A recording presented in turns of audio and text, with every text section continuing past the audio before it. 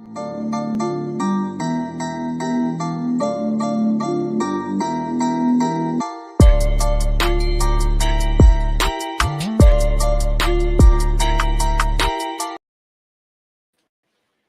evening, and welcome to the 2-minute warning. We're going to do something a little different here. You know, in life, things happen. In technology, things. So we're trying a new movement, if you will, trying to get introduced to all of us being able to do this StreamYard platform and do the best we can. So thank you, and I'm looking forward to this evening, and I want to welcome. A pitch hitter, so when we need someone to come on, got an ace in the hole, and so my co-host is my Deacon David Wright. What's happening, David? Man, it's just an honor and a pleasure to be here with you today, my brother. Pitch hitting, and it's all good, David. And when you've coached, you've played. When the coach say, "Hey, it's your turn," you got to come in and be ready to do what we do. Absolutely. Yeah. So we were talking earlier all over this country, and one of the things that we talked about was the rapper. What was his name? The brother with the amigos. Yeah.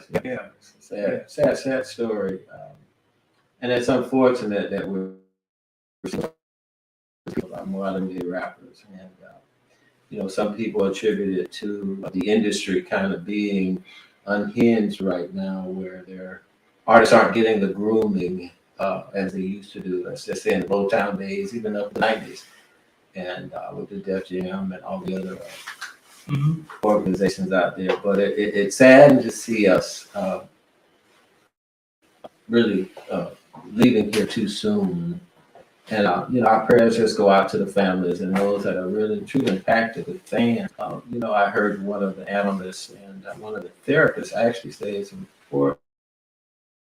We understand this from not only the people personally involved in their families, but even as fans, because we all, even though we don't know the person personally, we all feel connected to them through their music, and it does have an impact. Mm-hmm. So we just want to keep all of our the family members in. Yeah, and that it does, David. It's similar to time with what's happening now, election time. Do we really understand that voting or not voting or not being an educated voter, how what we do affect others and those consequences one way or another. So I think we should say that, because part of the topic today is really true. What have we learned? And for me, I'm learning that there are still many of us that don't take this seriously. I do feel that historically, African Americans vote, and we need to continue to vote. But there's still a large group out there that I feel need the voter education. We don't have the civics classes in high schools like we used to when I'm probably dating myself now, but when I was in school. And I think it's important that this community, we help with the voter education portion. Okay, very good. Something come across the screen and says our audio is choppy. If there's a problem in hearing us, please let us know so we can rectify that. Good evening, Melvin. Right? How are you? Okay, yeah. So Dave, you wanna bring our guests and we can get right into this. Absolutely. I always say on the show, we really we get the bios, but no one says it truly like the person that we're here to talk about today, or here to join us today. I do want to add that we want to bring somebody on, Sister Sandra Cherfrere, counselor or attorney, to come on and just tell us a little bit about herself, possibly help me with the pronunciation of her name. We're just so elated to have you on. Uh, let's see if there you are with that beautiful smile. Can you go ahead and introduce yourself? Hi, good evening, everybody. My name is Sandra Cherfrere, and I'm just a child of immigrants, and I always say that, and always and kind of forget that I'm an immigrant myself. I came here when I was like 5 years old from the Bahamas, but my parents are Haitian. So even though I talk about being child of immigrants, I'm also an immigrant myself. And I became a citizen when I was like in my 20s, and I had was an unlawful status for a long time. And from the time I became a citizen, I voted in practically every election. The first president I was able to vote for was Bill Clinton in 1996. And every time since then, when I've lived in Alachua County because I went to law school there, moved back to Dade, then went into Broward County, and I've literally voted in every election since then. My mom, believe it or not, she became a citizen in 2016 after being here since 1976, but didn't become a citizen until 2016. And the first person she got to vote for was Hillary Clinton, right? And if you know any of the history of like Haiti and elections and voting, you know that there's always violence during election times. Sometimes it gets so bad they have to delay elections for a year or two, depending. And so for me, I see voting is such an important right and privilege, right, whatever you want to call it, that we have. And I just it's just something that I feel like it's important for me to always encourage folks to do. So that's me on that advocacy side. As you said, I am a practicing attorney. I've been practicing law over 20 years, and I actually, practice immigration law mainly, right? Continue to serve immigrant communities and work towards getting people citizenship if that was something that we can do. So there are cases I've had since the person came to the United States in an unlawful status, was able to help them get what they call the green card, which you need to get before you can actually become a citizen. So I've taken cases from the very beginning all the way through. So I continue to practice immigration law. Coming out of law school, I was actually a public defender. And so I did criminal defense work first. And I ended up leaving like within a year of it because I actually had a problem with people going to jail for certain things, believe it or not. And so for me, now that I look back on it, I think I was just a little ahead of my time. I was more into this restorative justice type thing, right? Because I'm like, they got to go to jail for that. But why though? So now they call it restorative justice. They're finding alternative ways to sentencing people instead of them, sending them to jail. And I think that was just something I always struggled. I struggled with it when I graduated. So I understand criminal defense work, but I really just had a problem. And I think if I knew then what I know now, I would have been a prosecutor. But I grew up also in the hood, and ain't nobody was trying to be the police, right? So being police officers, being prosecutors, those were just not popular professions, and it was just something like, what you trying to be the police? So since I had that mentality going into law school, I never even considered being a prosecutor. I always was like, no, I'm going to do criminal defense work. And then you start realizing like there's a lot of power in being a prosecutor because you can dictate terms, determine whether or not a person goes to jail, probation, or whatever. So again, if I knew then what I knew now, I might have taken that route. And but here's where I am. I'm a mom. I have twins that are 13. One of my daughter's on the autism spectrum, so I do some disability stuff. So I'm an advocate for students on the spectrum, and then that's it. I think that's enough. And then you got other questions you can ask. That's a whole lot. When I first met you, it was because of the situation that was dealing with some students. And yes. Okay, you said something, that you have always voted. And here are the topic of discussion is, it's winding down now. We only have 5 days left. What have we learned from this? You yourself, you were an immigrant, but yet and still you voted. What are we learning from that as American citizens, if you will, who are not voting? What can we deal with it? How do we deal with that? You know, we're 2 minutes late in the game. We're voting Tuesday, and from what? Wait a minute. Hold up. Let me stop right there. Perry Buzz, I forgot you was not having you here next to me, out of sight, out of mind. Come on, let's bring. I'm sorry. Bring Perry on the screen. I'm here running around. This. Yeah. Come on, Perry. You know, share. No, I was enjoying the show. Now you interrupted.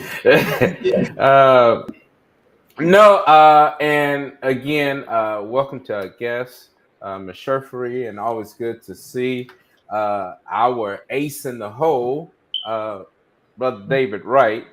I'm in Tallahassee, and this has been a pretty strange week. I spent the early part of the week in Broward, and you can get a sense of the urgency, as well as maybe a sense of some of the tension. And what I've been talking to several sources. Earlier in the week, I was notified that one of the issues that we are seeing is an extremely large number of overvote ballots, especially in the vote by mail arena. I was speaking to a source that's been monitoring the turnout here statewide, and the group immediately drafted a PSA and has been reaching out to media outlets in order to bring this up to the attention. But they've noticed overvotes. And let me explain what overvotes is. An overvote is when you vote for more than one candidate in a race that's specified to vote for only one. And so when you vote for two or more candidates in a race, it doesn't throw your ballot out, but it nullifies your participation in that particular race. I.e., they've seen a number of overvotes in the governor's race between Governor DeSantis and the challenger, Congressman Christ. They've also seen it in the Attorney General's race, and I think that's Ms. Forgive me, her last name Blamour, and I forgot. The AG race is Amaris Ayala. Amaris. Blamour is running for Commissioner of Agriculture. Right. Yeah. Right. But Amaris for the Attorney General, they've seen and been able to track a number of overvotes in those two particular races. Not sure why, but a hint of it so far is, especially in the governor's race, where you have people who are identifying names on the ballot and, and filling out and not understanding that Chris and DeSantis are in the same race. And so they've seen that among African-American voters and Latino voters primarily. That's issue number one.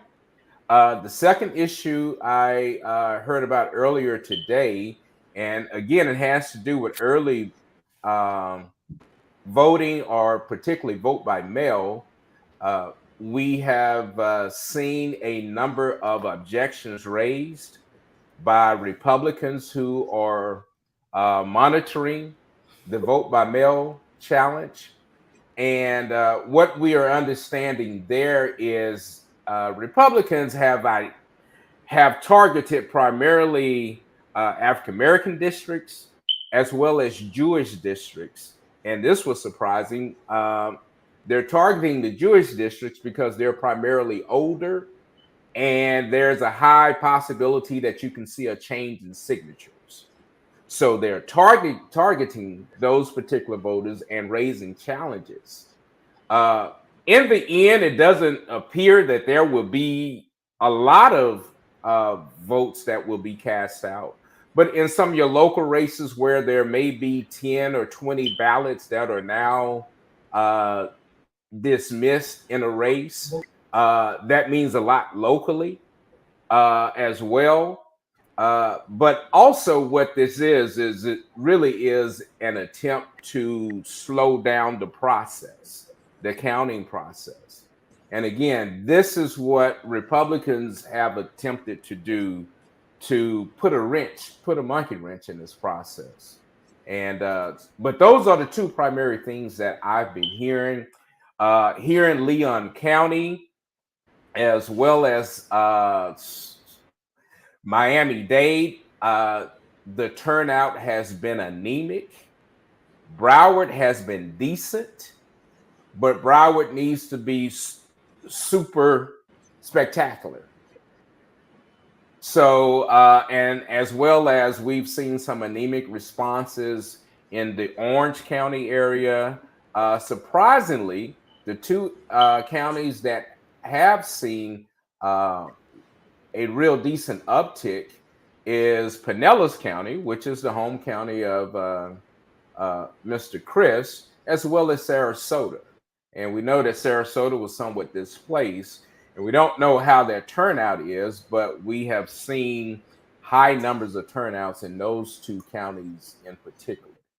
So I'm saying all that to say that there is concern, and it's rightfully placed.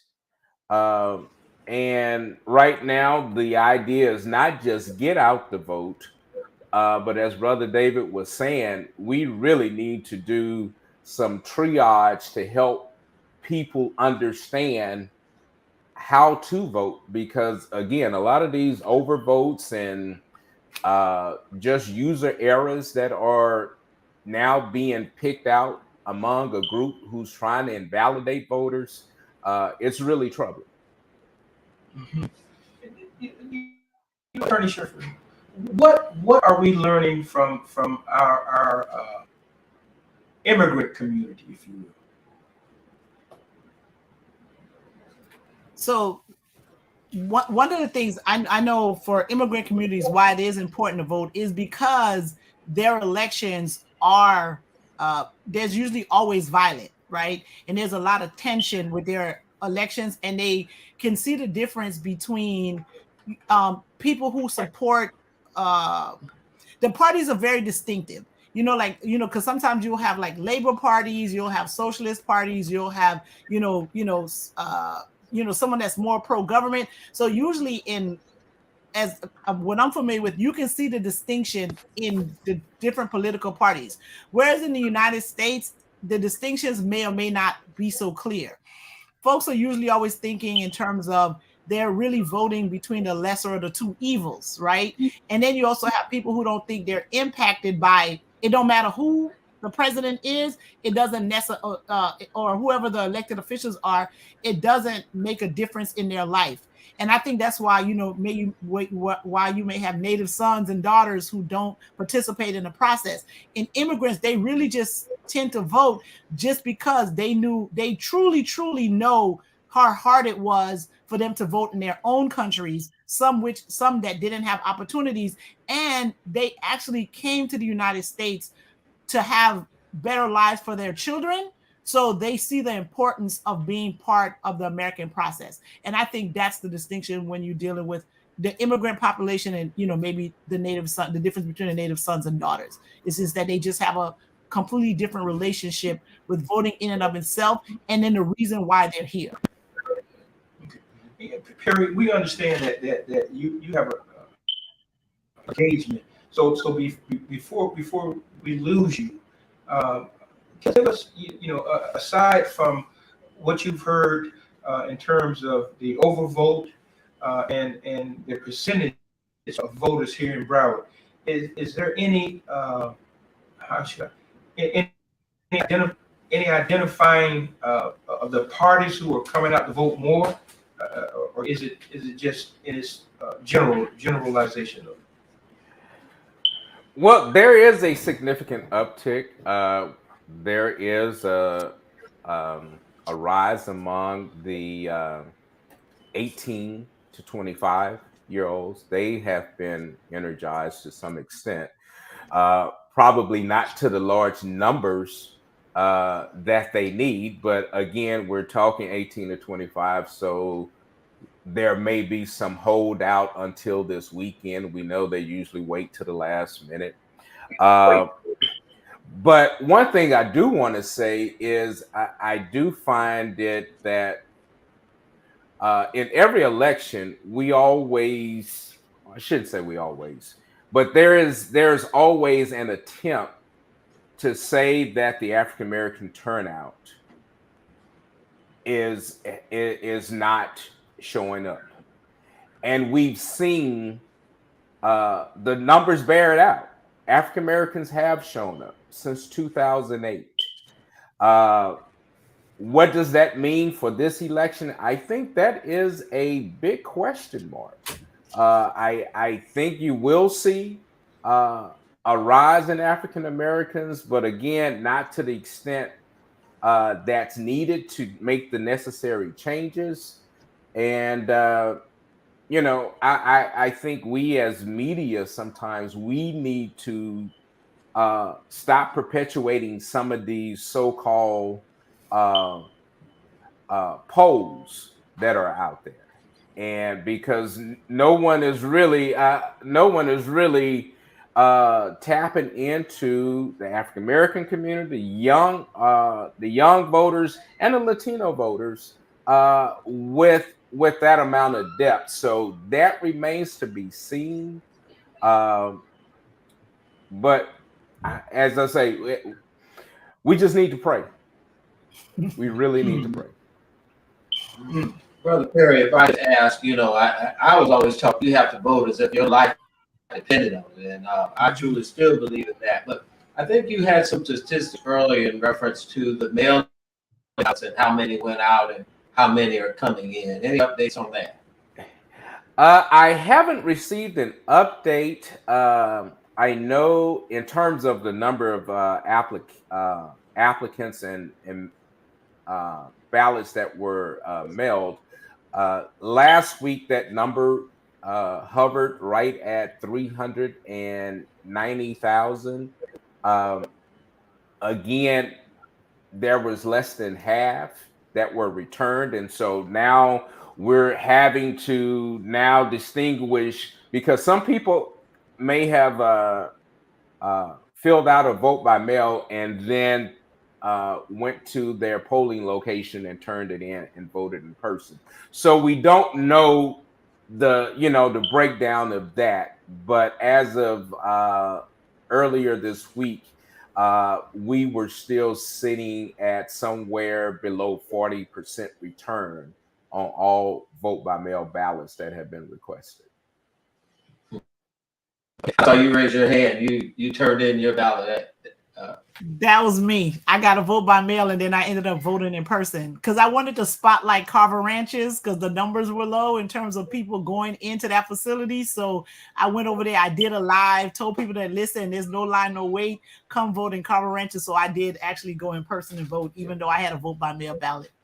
Yeah, and I'm glad. I know I got to run, but I'm glad Ms. Cherfrere raised that because I went to the African American Research Library. Because if we look at the if we look at the voting tallies, the EPAT Larkins, African American Research Library, and I know there's another one in Pompano where the numbers are really in the tank. And that's important because when it comes time for the SOE to choose locations, if they're looking at the lack of turnout, that could alter where some of our existing voting locations are. So I'm like Ms. Cherfrere. I go to the African American Research just to make sure that the numbers remain reputable. And the last thing was, it slipped my mind. I'm sorry. That's okay. It slipped my mind. Right. You mentioned the poll. We asked about, excuse me, polling. Okay, one of the viewers said, I voted in every election of my life. This your Shaw. It went away. Okay, here we go. I have voted on every. Where it goes in and out.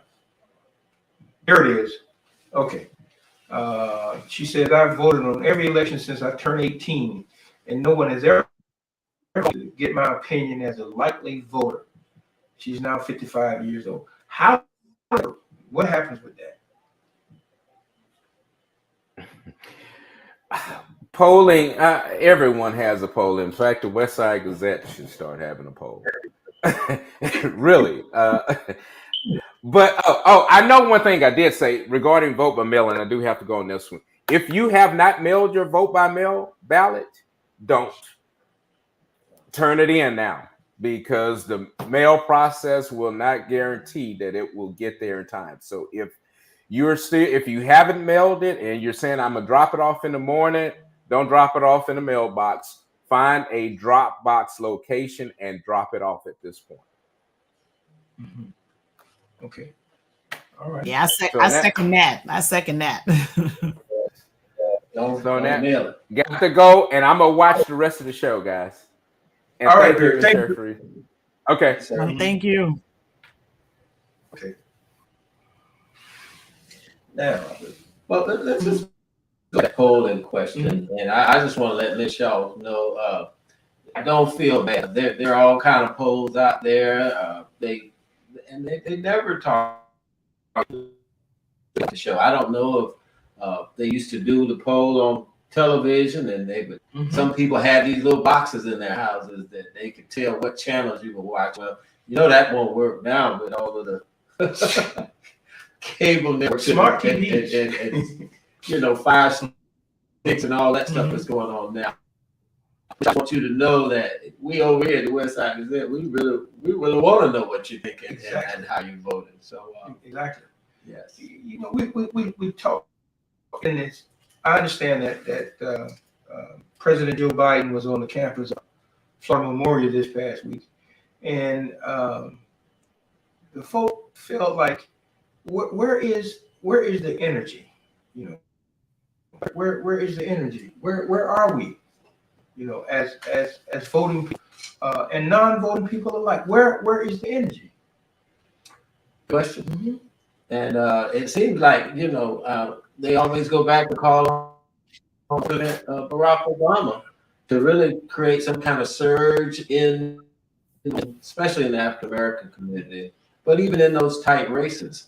And does the Democratic Party lack that type of charisma, the type of person that really helps bring people out to vote?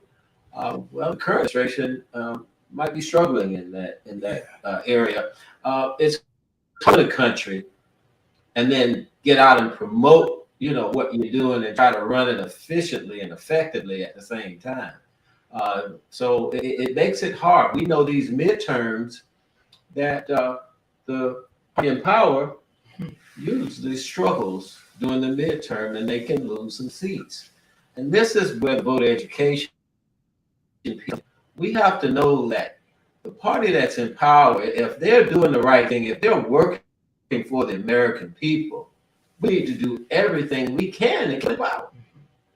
And I don't think that word gets out enough in these midterms to help keep the people in power. If we were to ask, as we have, and we're asking the questions, what have we learned? I see and I question the messaging. I really question if I can only, well, I couldn't speak about the Republican Party as well, but I know I don't see the messaging from the Democratic Party that would really attract attention. I understand, Roe versus Wade. I understand that, for in the projects, I think her concern would be employment. Am I going to be able to keep this apartment? And health care. So That's for me. Sandra, I'm sorry, attorney. No. Call me Sandra, because when y'all call me Miss Cherfrere, I'm like, ooh, they talking about my mama. You know what I'm saying? It always sounds. I'm like, my mama not here, so no, Sandra's okay. Sandra's okay. No, so I do want to comment on that. So, and I was at Florida Memorial with Joe Biden and the Democrats that were there. And if you want me to comment on that, I'll comment on that too. But we were just talking about the messaging. So let me address the messaging first. So I have like some serious nerd moments in my life, right? So I've actually watched the senatorial race for North Carolina, Pennsylvania, Wisconsin, Georgia. Like I literally was watching the senatorial races for other states. I went to the debates, right? The debates that they had for the other state. I've actually watched some of the governor debates also, right? I watched the one with Stacey Abrams. I started watching the one for the people in Arizona, and I was just like, yo, this is too crazy talk for me. I can't do this, right? But one of the things that I have to say is that when you talk about messaging, literally the Republican candidates were saying the same thing, right? They kept talking about the Biden inflation plan. You know, they had all of these buzzwords that they were using, and then they were taking credits for the southern states having surplus, right? So, oh yeah, we have a $6 billion surplus. That's what the governor of Georgia is talking about. Not crediting the Biden administration for the states having those kind of money. They're acting like they were fiscally responsible, and that's why the state have that money. They're not giving credit to the federal government, but at the same time, they're making the infrastructure bill and the Inflation Act look like very negative things, and that's the reason why people, like, all the prices in the grocery stores are high and why your gas prices is high. So when it comes to the messaging, the Republicans literally have that down pat. So if you watch any of those debates, it's like, yo, they got a script and they're sticking to it. Whereas the Democratic candidates, they're trying to talk on their record, like, you know, some of the ones who are incumbents or they had other positions, they want to talk about their record and, you know, what they did and some of the things that they want to do and it's like, no, y'all need to be talking about the same thing, because if the message is consistent, it's like that's what everyone is hearing. But if everyone's just simply standing on their own record and there's no overall theme going across the Democratic candidates, then it gets lost. Because if you're hearing Republicans say the same thing, it could be it's a lie. Half of it are lies, but you hear it. People start hearing it so much, they start thinking that is true. So I think that's a failure on the part of the Democratic Party to me, which I think they would have learned that in 2020 when they were telling all the people in Miami-Dade County that the Democrats were a bunch of socialists. You know what I mean? You would have thought they learned that message then, and it seems as though they may have gotten a little bit better, but not as far as they need to be, considering, you know, the Republicans are they're using the same language no matter what state they're in. Okay, you said a script. Okay, we're gonna engage some of these. I don't know if it's a script, but it sounded like one. You brought that up because the negative messaging and not being able to come back and correct it, or as they say, you know, you can tell how it'll go around the world before the truth catch up with it. And in this case, you know, that was a really big issue back in the 2020 election when they, especially here in South Florida, when they kept, you know, playing the Democrats out as being a socialist party. And you hear some of these candidates now saying, you know, they're never over there will they allow this country to become socialist, when that's nowhere near the agenda we have. So, you know, it's I don't think we regained that strength here in South Florida. And I think the messaging, in my opinion, needs to be a lot stronger and literally come out and attack these lies. You know, and again, Ms. Shaw chimed in. So Democrats need to get their lives together, be consistent. Okay, that's one way of looking at it. But let's do this. Okay, Ms. Robinson, she said the energy is where the politicians go. The energy is where the politicians go. They have been in comfort zone, and it's hard to tell regular folk that any politician cares for them. And that's a lot of weight there. I mean, okay, and then Ms. Thigpen, she has some numbers for us.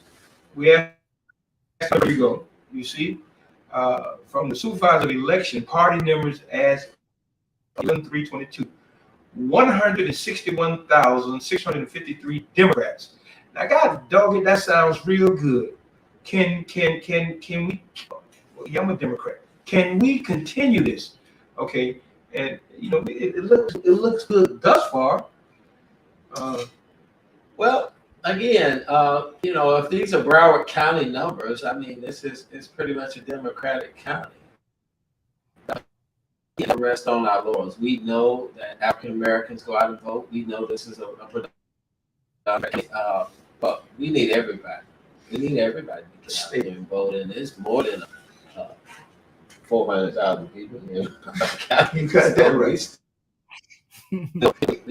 We still need that senator guy. Yeah.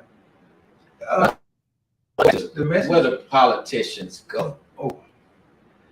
One of my theories, especially in local government, was that, in order to touch the grassroots, people truly have to go where they are. Even if it means riding the city buses, going to the churches and the parks and under the trees, to really connect in the community. And, you're right. Some of our politicians, they'll knock on a few doors, and they'll go to the churches. They love going to the churches. But as far as touching the grassroots people and really getting a full understanding and feeling and almost, I say, smelling, your constituents, the people that are here that are want to elect you, to have a conversation with them and find out really what they're struggling or if they're doing well. And if we ask, what have we learned? I've learned that you can't always use the excuse of COVID. No. That you can't go, you can't be around, you can't touch.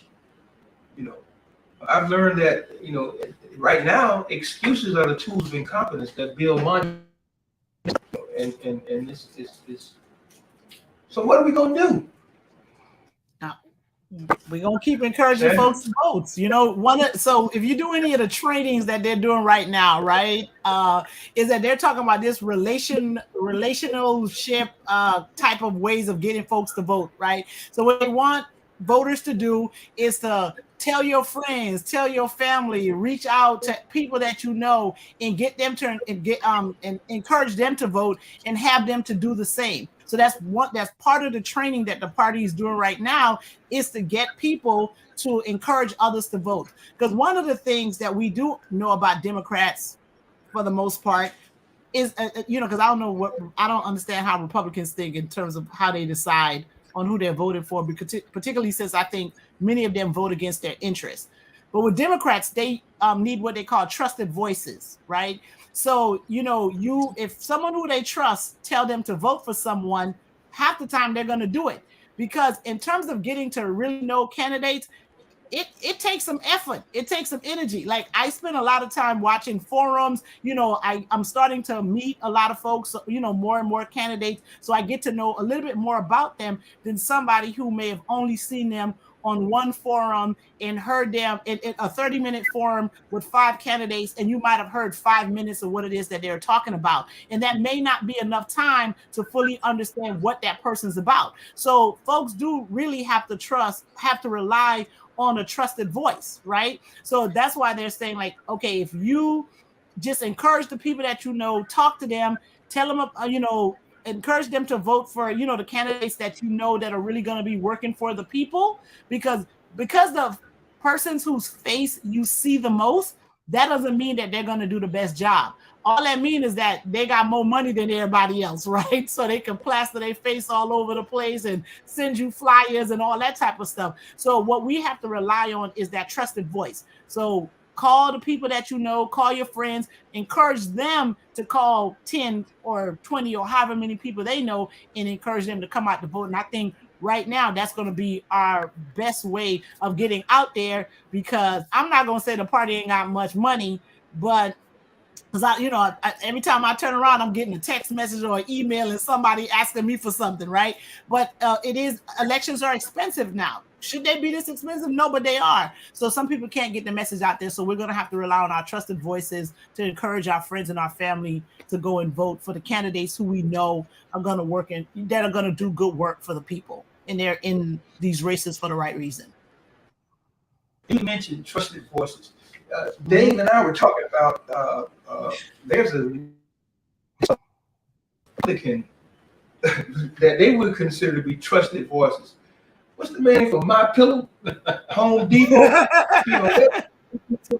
But see now let's understand that from our perspective. If those trusted voices to the Republicans that we spend our hard-earned money at, if we don't vote, at least perhaps think like an educated consumer. We know that DeSantis, Rubio, and the rest of them, if they are supporters of those who participated in the January 6th insurrection. Yeah, but and then you got these businesses supporting those beliefs and entities. If we don't vote with our ballot, then God dog it, let's vote with our dollars and don't support them. And trusted voices. How do we determine a trusted voice? Well, we all know trust is earned. Yeah. It's not easily given, but 51 years earned. And so here locally, let's just start local. Trusted voices that can really get on a microphone or get in front of an audience of people and just make some recommendations. Talk honestly and candidly about our local. How are they working together? How are they working for the interest of Broward County? It really should speak for itself as to what candidates we want to elect, because they've done the work. They're doing it, and they're working together with other politicians in your best interest. Now, obviously, they're going to term out, but those that have been in office and are seeing the newer politicians come up and are helping to groom them and helping them to understand how really what we call it, politics. How politics really work. Those are the ones that need to come back and share that information with us. And that's another thing. When we talk about it, it's about the information. Politics bring the information back to the constituents. Are they doing the town hall meetings? Are they in their communities so that they're aware of what they should be looking out for in each candidate, in each party, in each position that they hold? So again, how do you find those trusted voices? People that have been in the game, that have done it before, and have done a good job should be those ones coming back and letting us know what good candidates are. I'm glad you said a good job. And I understand when you have elected officials in position, and all of a sudden an opportunity comes up, and 5 of them leave their seats to run for one position. And we still suffer from that now. So we need to be mindful. You're educated and mindful. Yeah, we gave you a chance, and we saw what you didn't do. So therefore, we won't give you another opportunity to not do it again. To run from your post. To run AWOL from your post. And here we go again with Shaw. Shaw's on it. It was an attempted. She said it was an attempted resurrection. They were trying to resurrect Trump to presidency. That's a good one. Okay. What Miss Deepen? What she say, Dave? What she say? She says you can't lead the people, you don't love the people, and if you don't show up among them, they may not show up for you. Oh. Yes. Sandra? So I understand that, I understand that, but I mean, so this is one of those elections. Like I remember in 2020, I was like, vote because your life depended, your life depended on it, because it really did. Because we were in the thick of COVID, and I think if we gave that former president another 4 years, it'd be like 5 million dead people, right? Because he just wasn't handling COVID well. So I was like, no, you got to vote like your life depended on it, because we really need somebody who is going to take that whole pandemic seriously and really get people through this, right? But this cycle, again, we talked also about the lesser of the two evils. Now this cycle is kind of like, it ain't, there's really like no competition. Like the Republican Party didn't even try to bring some decent competition out there, right? So when you think of like who is running against who, it's stunning that they think that this is okay. And the race that comes to mind for all of us is what's happening in Georgia. The fact that there's actually a conversation about whether or not somebody should vote for Reverend Warnock and Herschel Walker is just, y'all joking, right? Like, I mean, I can't understand it. It is clear. The Republican Party isn't even trying. You have people who are election deniers. You have people who are saying that there's no climate change. Mind you, hurricanes coming, bridges falling, rain like you never seen. It's like 110 degrees and all of this type of stuff, and they're still saying like this stuff isn't true. And this is who you want to vote for. You know what I mean? So to me, this cycle is really about democracy. And if we go down this road and elect some of these folks that are out here talking this crazy talk, again, my parents made a whole lot of sacrifices for them to come to the United States, for me to be here. And I love living in America, like, whatever, right? Like, I'm telling you, but this direction is not the way this country should go. Like, we're better than this. Like, the country is absolutely better than what is happening in this 2022 cycle. And that's how I feel about it. Because to me, the distinction between these candidates are very clear. It's very clear. It's like, you can't, it's just clear to me, and I don't understand how it's not clear to other folks, right? This shouldn't be a popularity contest. This really should be about saving the nation. And ability to serve in the position of a senator. As President Obama said, he's a great football player. I don't play. He cannot play for me, and I don't know, how can we just all of a sudden want to put a person in office just on their celebrity status? And I know in California it's been done a couple of times where they've made some people that has actually made it to go based on not like this. This man lied about how many kids he had.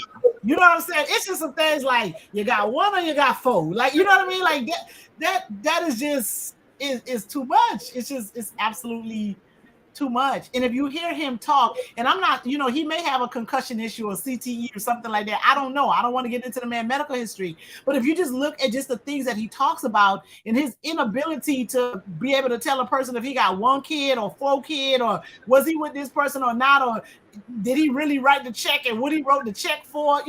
I mean, this can't be who it is that we're choosing from. And then the fact that Republicans thought that they could put this person in Black people's face and convince them to vote for him is that's so disrespectful, right? It's so disrespectful, and you got to be offended. Like, you can't not be offended by this. Bring me somebody with a little bit of sense, but that dude, like, come on, man, that's. My dad asked me the question. He said, my daddy said, "Who's the more fool? The fool, or one who follows?" That's the question. Now, again, here we are. If somebody mentions something about, I was reading Mimi Robertson comment about she entwined social media with finding some truths or some understanding about issues. Remember now, social media can kill you quick. A lot of stuff in the drugstore, so we have to be real careful about which and how much of social media we depend on. Mm-hmm. You still need to fact check. Yeah. And your uncle was absolutely right. He didn't hear about some of that stuff, and a lot of that stuff did come across on social media, but it was also documented in articles and newspapers. So it wasn't just the social media. Now, let's be careful about a trusted voice. Say it again, Sandra. I said, watch the debate. Okay, say you're not on Facebook. I have a brother who's not on any social media, but you can watch the debate. Especially if you can read about and research the candidate that you want to vote for. Like, what's his experience? What is it? How is it that you're willing to vote for an inexperienced person over someone that was like an incumbent, albeit like 2 years, but that has a good record to stand on? He's actually done some work that's benefiting your state. There's no reason to vote that person out. You understand? Like, if he wasn't doing a good job, fine, don't reelect him. But if he's doing a good job, you're gonna vote him out to put in a person who has absolutely no record that you can stand on and that you don't know enough about.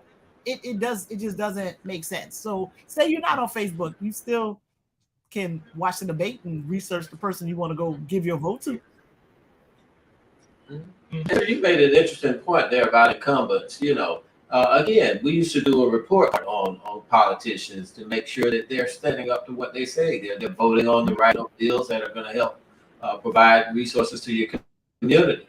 And we thought if your scorecard was good, then you will work re-election. You work getting behind and supporting. But again, on the flip side, if your scorecard was not good, then you're usually going to be challenged. And all of that could come escalating down in a hurry. It's one issue. I mean, you may have done everything, but then all of a sudden, and it's done. I see Marie Murray, a candidate for the school board. She's chiming in here. She said, fact checking is the voter's responsibility. Yeah. So which is true. We all understand and do some fact checking. Don't let somebody whisper in your ear and say, well, Barbara Henry was no. Go find out for yourself. Check it out. Okay, so I need to say something because, again, I'm the child of immigrants, right? So there's some things they're not going to be able to do. So we have I ain't talking about nobody bad. I'm just saying what I'm saying, right? So we have the Broward Democratic Party. We have Miami-Dade Democratic Party. We have these local Democratic parties for a reason, right? And voter education is important. Not everybody is going to be able to go online or go on their computer and get this information. That's why they have outreach, right? That's why there's community outreach. So you need to meet your voters and people where they are. So if you know you got an immigrant population, or you have an elderly population, or you have a population of people who don't really have internet in their house because they don't have that resource, that's why you have a community outreach and you have a person who does community engagement. They're supposed to go meet the voters where they are and educate them about the candidates and the issues that are going to be on that ballot. So I'm not putting all that responsibility on the voters, right? I give money to the BDP every month, right? They had me put sign up for something last year, give the $21, whatever it was, every month in order for them to have funds to do these things. And so they also have a responsibility to the voter as being a representative of the party. So I'm not putting all that on the voter. I'm not going to do that. Sandra, it's telling you to run for office. Run, Sandra. No, I'm exercising a whole lot of restraint here by not using any bad words. Okay, so no, I cannot run for office. I'm a stellar when I'm not on the screen. Okay. In all seriousness, this conversation was supposed to be, and it has been, about what we have learned. What we profess to want to get people to vote. We want people to be about voting. But what has the action of people have taught us thus far about this election? It's ugly in some cases, in some instances, So, but that is how we need to begin to address issues that are deeply rooted and that are affecting us from being the better people that we can. So let's go around the table and just one thing in particular that you truly have learned this election cycle. So what I've learned is that we need to start earlier, right? People started trying to get folks involved and talk about candidates like this summer. That's a little too late, right? For me. So in terms of what we're trying to do in 24, we need to start letting people understand the importance of voting, starting right now, getting ready for 24. So I think a lot of the messaging happened just a little too late. So that's one of the things. In terms of what I was saying about the BDP and them doing community engagement, that needs to start now. You know, y'all, they got people on staff that's getting paid, that's supposed to get folks engaged, and sending me an email every week about some stuff ain't what I need, right? I need you to pick a community center one day, have a fish fry the next week, go to the church the week after that, and something needs to be happening every week where they're involving the community. We got a whole bunch of cities in this county. It's a whole lot of people. You can't do all that I guess you could do it in the summer if you have the staff for it, right? You know, if you got like 1,000 people that you can send all over the county, but then that's also cramming, right? You know, like cramming for your exams. Sometime it worked. A lot of times it didn't, right? Because then by the time you start taking a test, you're so damn tired, your brain ain't even acting right. So we can't cram, right? We need to start now, and we need to be engaging the community for right now, getting them prepared for 24. Because 24 are going to be a whole bunch of shenanigans, right? If people are crazy enough to reelect Ron DeSantis, he's going to start running for president in June of 2023.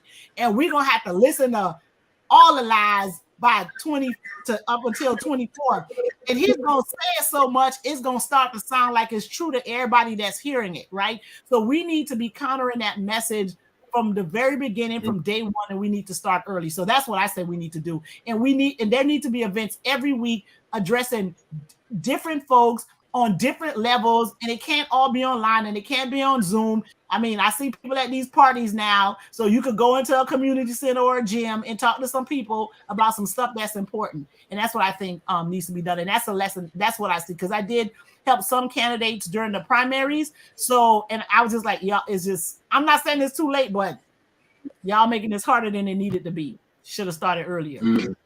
Absolutely. Okay, now let's viewers. Okay, Ms. Wimberly, I see you. Are you saying that this is what you've learned? Democrats have not accepted who they. Okay, here we go. Are you saying, Ms. Wimberly, this is what you learned? Democrats have not accepted how they are disconnected for so many that were loyal to the party. Are you saying that's what you learned? And Ms. Stickpin, if you can chime in, you have learned. Ms. Robertson, you as well. If you guys can chime in, and we can actually say this was what do you say, a give and a taking or something? All of that. But again, we know that a lot of times Democrats feel like the party is disconnected and we take them for granted. But I do want to just really follow up saying about getting them engaged, but not only engaged with a strategy. Obviously, the opponents have a strategy. 3-card money. Yeah. They got a game for you, and their constituents are following their strategy. So whether it's the messaging or the strategy or putting resources to get people engaged, I think that's all a combination. But without a strategy as to how we're going to get that done by just saying we're going to engage folks, I still think it's futile. It's probably not going to happen without a proper strategy with some checks and balances in it so that we can monitor the progress strategy and knowing whether or not we need to go back and regroup and re-energize. Okay, Ms. Stickpin, could you put that up? Okay.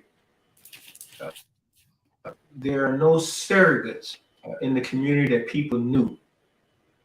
Take out of the Obama and the Stacey Abrams book. Absolutely. You know, like you were saying, you got to what do you call it? The trusted truth? Or what was it? Trusted voices. You know, yeah, Miss Wembley, I agree. Yeah, it's done in silos. That was that was a term. Well, I was just going back to the Stacey Abrams taking a page. That's been one of my mantras. We started with Obama and all of the books that he'd written. And if you read any of them, just take a page out of them, you'd be a community activist. If you just take a page out of them, you'll know how to put together a campaign and really be effective and learn how to communicate. I love Stacey Abrams.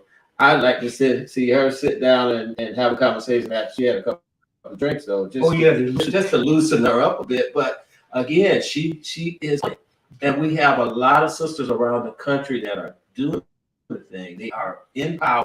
Chicago, over in Oklahoma. I mean, we have sisters in that same Stacey Abrams mode, and we need to pay attention to that. And like we said, take a page out of there.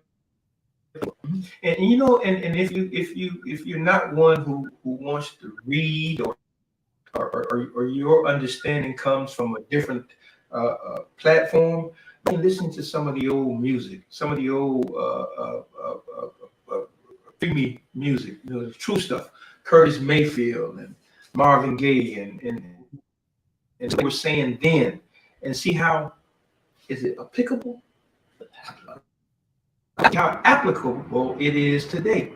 So do that. Step back and listen to some of the music of that era that we were struggling and fighting in. And understand it from that perspective. You know, they said what art imitates life. Art imitates. Yeah, so go back and let's get some of that. Gil Scott Heron. Gil Scott, yeah. Curtis. Yeah. Yeah. I listen to him all the time. I see we are at that time. So we could. What have you learned? What have I learned? Yeah. Okay, and I'm like you, kind of. I had to bite my tongue on a couple. Hold on, before I go, let's see what Shaw said. This is what Shaw said she learned. Okay, man. I have learned that we are so disjointed as a party. We used to strategize. There was a time when the shenanigans for Al.C. Hastings' seat would have never happened. The decision about the two candidates who would run would have been made at the Downbeat or the Elks Lodge. Now is each man for himself. Forget the people.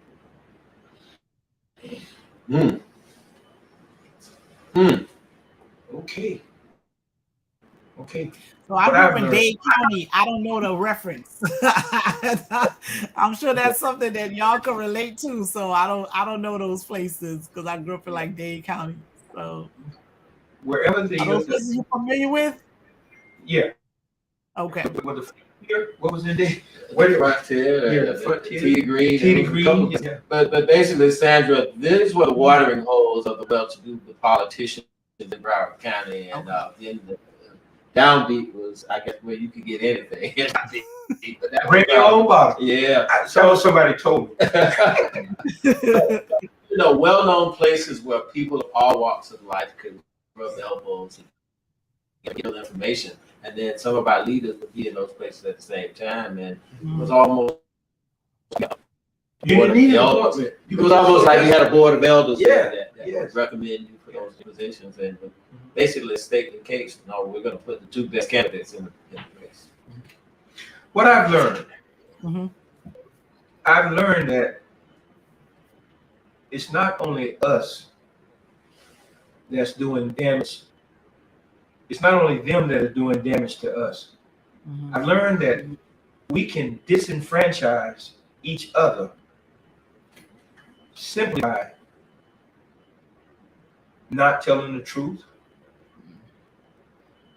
voting strictly on friendship, and just being untouchable to a common person. And I've learned that through this election process of what I see happening, not what somebody told me, what I see. That's what I mean. Now, I wanted to really go in. That's okay. Yeah, okay. We can change gears now. Okay. Do we have the athlete of the week? Did we post athlete of the week? Okay. So we missed that. Well, we do have a athlete of the week as of yet, but this weekend for those Broward County. Oh yeah. Yeah. So well-known Dillard High School and even more well-known Ely High School are playing this Saturday at Dillard. So the Otis Gray Junior Foundation will be presenting trophies to those MVPs on both teams. And Westside has a history of celebrating that. So, but it's like you say that. I reposted a movie that was done on the Soul Bowl. I put it on my Westside my Facebook page, and it really chronicles. I had never seen it before, and it's all the coaches. Yeah. That was great. Yeah. And Johnny Allen. Yeah. But the Soul Bowl, Miami-Dade got their Soul Bowl too. But Broward County started the Soul Bowl. Now, I'm taking myself a few. Yeah. Our next week's guest, a young man who did 3 to 3 life sentences at the age of 14. Mr. Anthony Davis. We're going to have him on next week and just talk, have a conversation. Very a brother, and we all need help. Okay. So was his story that, Mr. Henry, can I ask, was his story that his sentence got commuted because they can no longer sentence juveniles to life? Is that how it is that he was released? Or are you not sure? I don't want to say anything in this that's not right. Okay. Well, you're gonna have to come back. You're gonna have to come back. We might need to get you on the show. Okay. All right. Yeah, Brother Perry started something when he asked her, "How bad do you want it?" Yeah, that's a segment that we. Yeah. How bad do you want it? I think we kind of just shared that really with what we've learned. But based on what we've learned, I think we should move forward with that. How bad do you want it? Now that you know what you know. Yeah. Now that you know what you know, Sandra, how bad do you want it? I'm going to text. I started texting people in my phone, and I really want the Democrats to win this because I don't want to think of what it's going to look like on November 9th if they flip the Senate and the House. The next 2 years are going to be way too miserable for that. So I want it real bad. And the one I wanted to make one last point is that it's unfortunate how historic the races in Florida is, and we don't have the energy. We have a chance to have like a Black woman to be a U.S. senator, a Black woman to be attorney general, a Black woman to be the commissioner of agriculture, and like there's no energy behind that. I mean, what I'm not gonna say there isn't any, but it's not enough behind the historic nature of all of the races that are taking place. And then we have a chance to have a Black woman senator from the state of North Carolina, Sherry Beasley. You could have a Black senator from the state of Wisconsin, Medela Barnes. I mean, it's just so historic that I just can't believe that we don't have more energy throughout the United States for all the amazing things that are going to happen. Stacey Abrams could be the first Black female governor in the United States. I mean, all of this historic stuff is happening, and the energy needs to be a lot more. So I really want it real bad. That's why I came here today, cut my class short so I could talk to you to encourage folks to go out and vote, and let's make all of this happen. And even Broward, as Sister Stickman said, we got 3 sisters running for judge right here in Broward. Yeah. And we can't allow the other party to zap our energy with that nonsense that they're talking. So we really have to regroup and rethink this whole thing on how we're going to re-energize and get us out to vote and make history. Yep. How bad do you want it, Dave? That's just how bad I want it, man. If I got coffee all night and I got to continue to call folks and post things on get on the 2-minute warning, and go actually to the polls. I like what you said there, Sandra. Hey, social media, no lies, no waiting. Get on down here to the polls. We're at the library. We're in West Park. We're in Pat Larkin Center. We need to make sure that those places that are in our community, that they're active, that people are going there and using them. I learned now that even though I do a mail-in ballot, I'm going to start turning it in and going to the poll and voting. Hopefully taking a carload of people down there with me. Makes sense. Or just go there on your way to work. Find one, stop by, go out to work, shout out, tell the people to come on by and go vote. Just go live on tomorrow. your social media and tell them to just come on over and vote, even though you voted already. Yes, tomorrow I'm going live just to show them. Yeah. This is where the poll is. Come on down. Sunday, we're having the Souls to the Polls. They're leaving from New Hope, going to the library, the African American Research Library. So kudos to the Souls to the Polls and help those Sunday voters. Yeah. You know, and the Brothers of Omega Psi Phi Fraternity Incorporated will be on the streets on Saturdays, encouraging people to vote, holding up signs, passing out water, whatever it takes. They're doing that. How bad do I want it? I want it bad enough to have a Gen X, you know, beat me up and tell me, you know, well, Mr. Henry, you need to change this. You know, that's how bad I want it. I will allow a Gen X to talk to me any kind of way they want it, long as they stand in that line to vote. They can say whatever they want to say. You know, and I'm an OG, I'm an old gangster, but I'm willing to bow down to Gen X if they are willing to go out and vote.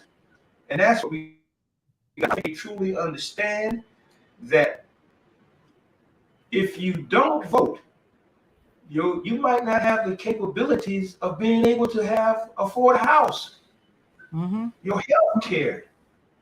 You know, you think gas is high, you know, don't vote and find yourself in a situation. If you don't want to vote for you, then vote for the children who can't. Right. If you don't want to vote for you, vote for your brother and sister who's locked up and incarcerated.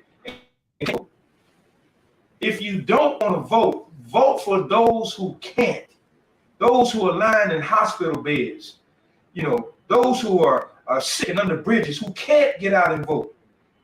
Vote for them. Don't do it for you. Give up that, what do you call it, that unselfish vote. That's selfish. If you don't want to vote for you, then God dog it, vote for somebody who can. Right. And when you talked about that, about for others, voting for others, the Supreme Court is addressing the issue of affirmative action right now, because some white students and Asian students basically said the fact that Harvard and UNC Chapel Hill have quotas, or they could, well, not quotas, they consider race in their admission process. That's the reason why they didn't get into college. So now the Supreme Court is weighing in on whether or not they should get rid of affirmative action. That's how serious this is, right? That case is right now. I was so proud of our sister who basically stood up and said it's not based strictly on race. You know, but she's got an uphill fight. But let's just continue to pray for her at the Supreme Court. Yeah. And don't forget about the school board race here in Broward. Don't endorse from the 2-minute warning, but read the West Side Gazette. All right. That's it. Thank you for having me. I think you summed it up, Reverend Henry. Sandra, you know, yes, sir. It was indeed a pleasure. You know, and I know you do a podcast show yourself. You know, and I would encourage others to tune in to Sandra's podcast show. I do it with Narnique. It's Narnique and I. It's not just me. I'm with Narnique and Grant. Okay. Tell us a little bit about it. So we do a show called Race and the Races on Wednesdays, usually around 5:30. And so we interview candidates. We give them an opportunity to come on by themselves and fully develop their platform. And then we talk about issues that are going on, current events that's dealing with race and how it intersects with politics. So the show, that's why it's called Race and the Races. So it's about race and the political races that are happening, and we do that every Wednesday. Started it a couple of years ago after the Breonna Taylor, when the Attorney General in Kentucky decided not to indict those officers in the Breonna Taylor case. So it was just such an emotional thing. That was the summer of 2020 when we were dealing with George Floyd, Ahmaud Arbery, and all of those things. And the show really started about how important, elected officials are, particularly down ballot candidates, because people think it doesn't matter who your attorney general is. So the Kentucky showed us how important it is who your attorney general is, because this dude got up here and made this ridiculous decision, right? So, we started off with that, talking about, race and how politics are involved. So that's what we do. We try to do a good job at it. Folks come and talk to us and we talk to them back. Okay. Maybe we need to have more Lisa together. Oh, that'd be great. That'd be great. Okay. Well, thank you so very much for joining us and engaging in conversation. Preferably next Thursday, we'll be able to come on the show and have a positive outlook on where our state and our country is headed. Yes. So please vote like your sister and your mother's life depended on it. Yes. Because it certainly does. It does. Good night and God bless. Good night, everybody. Thank you.